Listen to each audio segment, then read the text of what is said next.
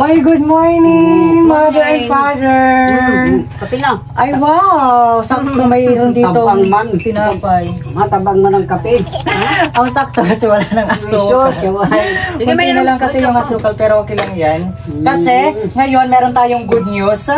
May nag-message po kasi sa atin galing England. Wow. Sabi niya po dito, "Hi there, Jolovan. Tagadiin ka. Waray kasi ako at napansin ko na nagwawaray ka mo. I'm so happy to share something sa inyo ng family mo dahil nakakatuwa ang mga videos mo. I'm Babes Rutherford from England po. Hope to hear from you kung saan ako pwedeng magpadala sa'yo. Alam mo naman na maraming scammer dito sa Facebook, kaya hindi ako ganong naggaganito. Kaso nakita ko nga waray ka mo at di ko alam na parang ang lapit ng loob ko sa'yo kaya ako nag-message sa'yo." Ayan everyone! Grabe! Thank you! Thank you. Para na makasiguro si Ma'am Babes na ako yung kausap niya, nag-video call po kami. Tapos, grabe, alam niyo po ba na naging emotional po yung pag-uusap po namin ni Tita Babes. Kasi ayaw niya po magpasabi ng ma'am, kaya another tita na naman po natin siya from England. Maraming salamat po. Kaya naman ay nag-send po siya through my bank account ng 15,000 pesos. Thank you so much. God bless. At tapos, alam niyo po ba na na-receive ko na po ma'am sa aking bank account. Ito po siya. Tiyanan! So ngayon, Mother and Father, huwag kayong aalis kasi pupunta ako ng bayan para bumili ng mga pangunahing pangailangan po natin. Kaya, sige, mag-enjoy lang po muna kayong magkape dyan. Mamaya pupunuin natin yung lagayan ng asukal natin. Okay? Thank you so, po. Thank you so much po talaga, men. Madiyan ako. Sige.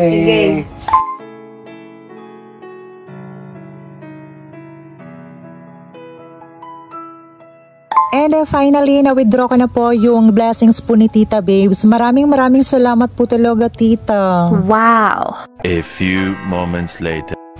Ma! Oy! Pa! Halina kayo dito! I'm back! Chalan! So as I promised, pupunuin natin yung asukal. So bumili ako dito ng 1 kilo ng asukal, guys. So ito siya. Half lang po muna. Ilagay lang po muna natin siya dyan. Tapos, syempre, bumili tayo ng ulam natin na 1 kilo ng manok. Tapos, meron din dito, since may manok, syempre, kailangan may itlog din. Isang dosena, guys. And of course, yung pinaka-importante po talaga, yung bigas po, guys. Kasi, madali po maubos talaga yung bigas po namin. Kasi nga, yung mga kapatid ko is, dito rin po sila, kumukuha kapag ipit sila. Tsaka nakapag-grocery na din po tayo. Kaya, kay Tita Babes, thank you so much. Makapasaya na naman po natin yung mga magulang ko. So ngayon, Thank you po, Tita Babes. ito yung para sa kanila. Ito yung magpapasmile sa kanila.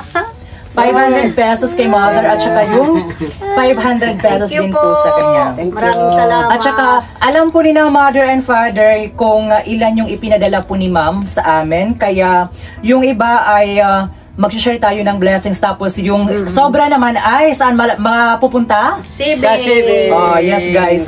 Kasi yung blessings po natin ngayon, hindi lang po talaga siya ngayong araw, kundi iniisip po namin yung future po or yung mga susunod na buwan, susunod na mga semana. Kasi, di ba, sa oras ng pangailangan po namin, for example, maubos na ito, at least meron po kayong panghuhugitan.